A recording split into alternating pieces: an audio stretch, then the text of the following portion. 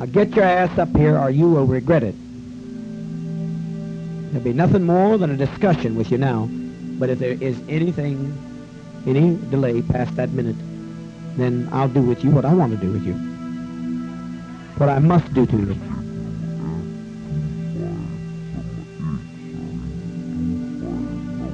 How many seconds?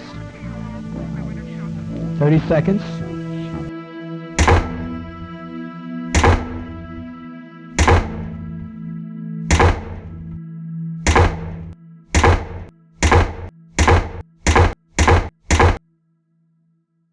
There comes a time when our new generation isn't aware of some of the stories from the past. For those familiar with this story, maybe I'll present you details that you didn't know before. It's unbelievable how events like this one do happen. If this one's new to you, strap in. We're in for a ride. Jim Jones was born in Lynn, Indiana in 1931.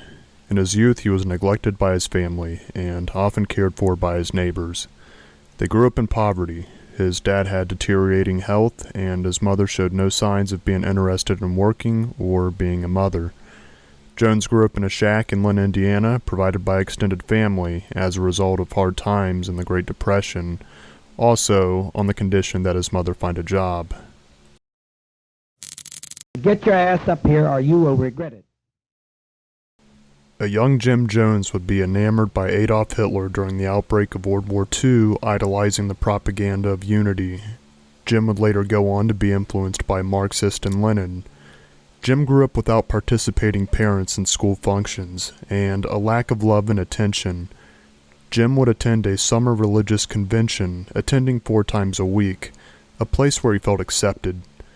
This is where his attraction to religion was strongly influenced by a desire for family.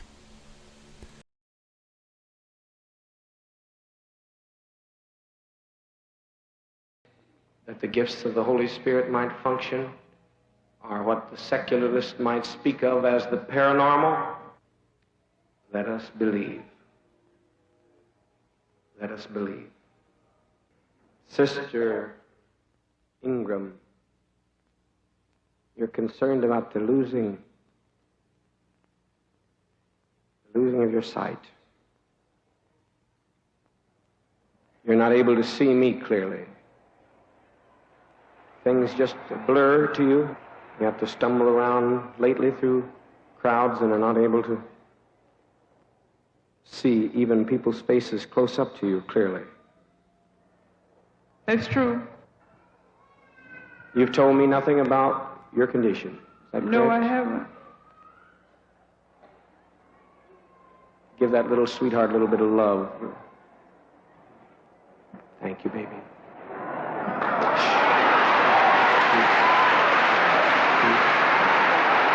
Peace. Now, take your glasses off. Let's just dare in our faith. We've seen Sister Brown here who was blind, totally healed. We saw one of our sisters blind from her childhood. It could be hysterical blindness, whatever. We're not concerned. She was blind and could not see. Now, look at my face. I'm going to hold up some fingers. You concentrate hard. I love you. The people love you. And most importantly, Christ loves you. What do you see? How many fingers? 3.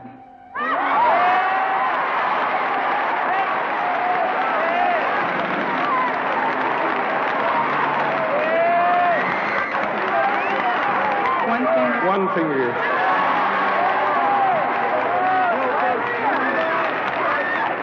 You don't even need your glasses, child. Jim would start to manipulate the use of religion with time, pulling his followers together. While the mentions of Christ and God would be used less, Jim being referred to Father and Dad would be used more. Your fingers numb in your right hand. Having enormous headaches in your head. Yes. Reach your hands out. Reach your hand out to me. Reach the fingers out that are bothering you.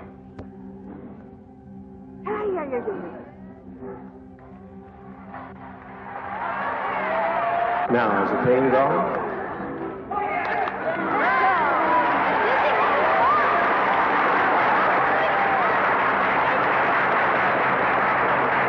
Privately, Jim self-identified as an atheist, fooling those who followed him. Jim won people over with his so-called healing powers and mind-controlling abilities, followed by his evolving fear tactics on people, such as the Ku Klux Klan, redneck vigilantes, Nazis, and finally the American government. This is when Jim would create a hell on earth for his people.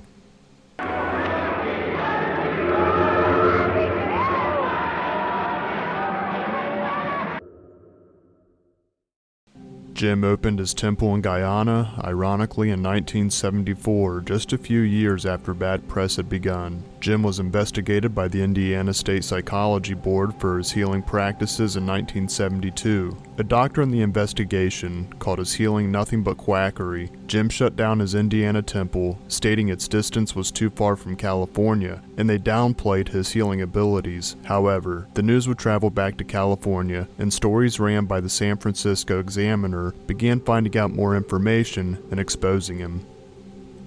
Jones was now catching attention for more problems such as sexual abuse with some of his male members, coerced abortions, and decision-making in who gets married within the temple. Jones prophesied that those who became unfaithful to him would end up in fire, car accidents, and sudden death. Jones was able to combat this for some time with his image of being an economic socialist and his positive display of racial equality in his temple, often challenging other churches.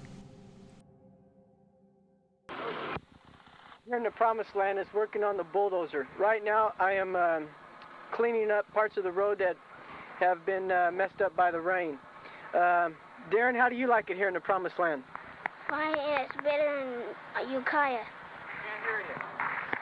Fine, it's better than Ukiah. How's that? In 1973, Jim Jones was arrested and charged for sexual acts in the presence of an undercover LAPD officer in a movie theater. However strange, this charge was dismissed. The details are not clear. The court file was sealed, and the judge ordered that the records of the arrest be destroyed.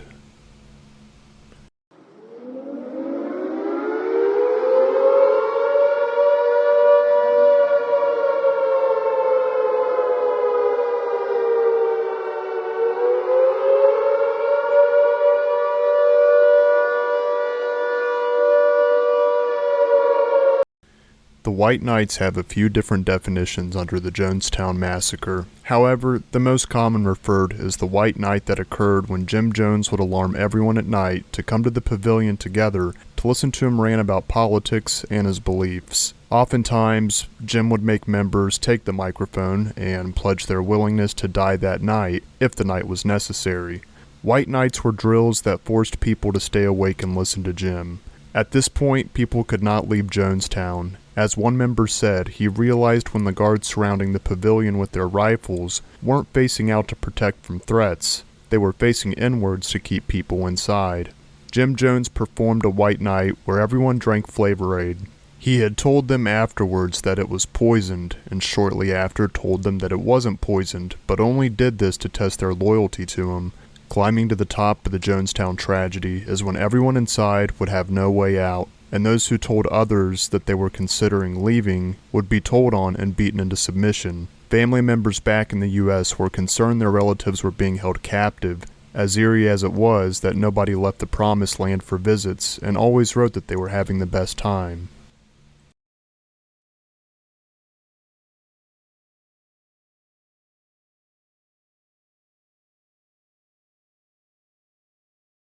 U.S. Senator Leo Ryan flew to Guyana in South America to visit Jonestown with a peaceful visit in mind, bring back, or should I truly say, rescue any of the members who have been secretly waiting to return home to the U.S. Many people were trapped in Jonestown, and Jim had burned their passports behind their backs shortly after they arrived. But now they had the opportunity with a member of Congress on his way. With several journalists and family members to visit one evening, the plan would be to bring them back to the U.S. the next morning.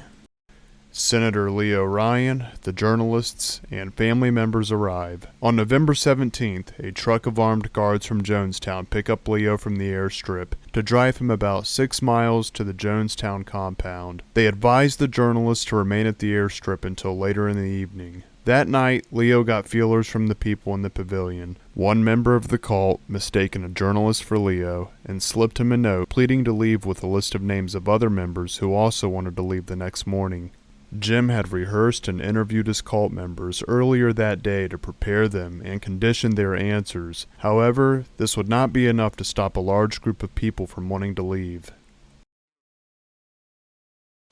Let's fill this atmosphere with warmth and love.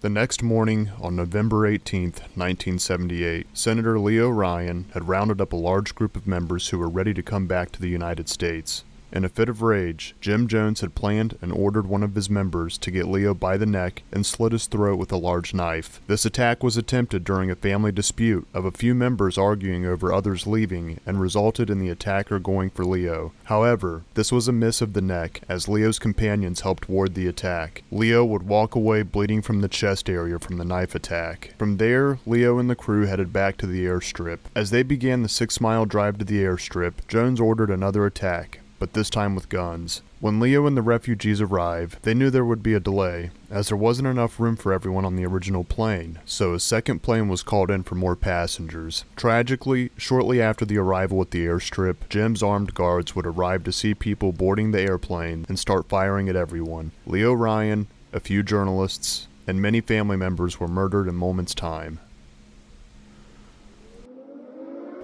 Meanwhile, back at the pavilion, Jim Jones had called for a white night, bringing everyone in the compound together to listen to him speak. Around 900 people would participate in Jim's speech, while on the sideline, some of Jim's members were preparing large containers of Flavor Aid laced with cyanide for everyone to drink. In addition, syringes were also prepared for any member who refused to drink it, so they could be held down and injected. At this point, Jim had made up his mind. Everyone was going down with him. The following audio is from this disturbing event. May this be your disclaimer, some may find it disturbing. Jim blames the US government and states they will be bombing them and flying in and taking their children soon, so it's best that they go out peacefully together by suicide. I want to commend Christine Miller in this audio for speaking with an independent mind and trying to change the outcome of this disaster. How very much I've tried my best to give you a good life.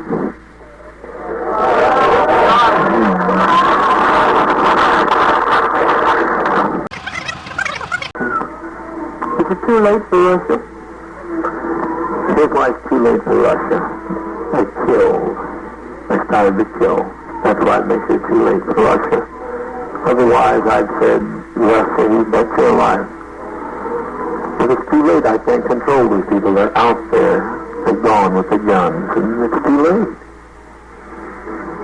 And once we kill anybody, at least that's the avoid. I'm going to split my lot with you.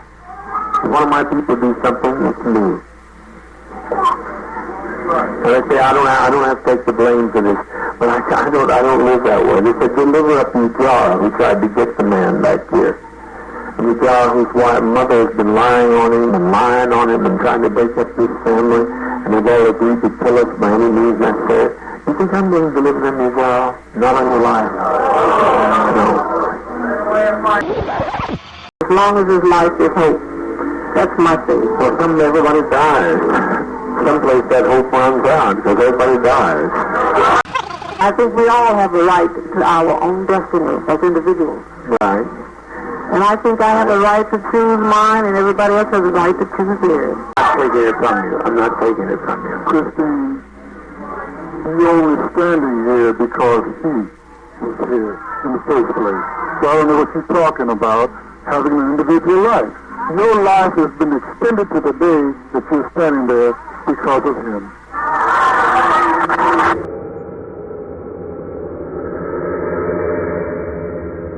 Christine was the voice for those who couldn't speak up that didn't want to die. In that recording, in under 1 hour, everybody would commit suicide or be forced to death by syringe or shot at if they tried to run. and out of around 900 people present at the compound, only 3 were able to slip away into the jungle and survive. With that said, at least that is something positive from this very dark time in history. The Jonestown Massacre remains the largest mass American murder-suicide event to this day in history. When everyone else was put down by cyanide, Jim would have a guard finish him by a bullet in the back of his head.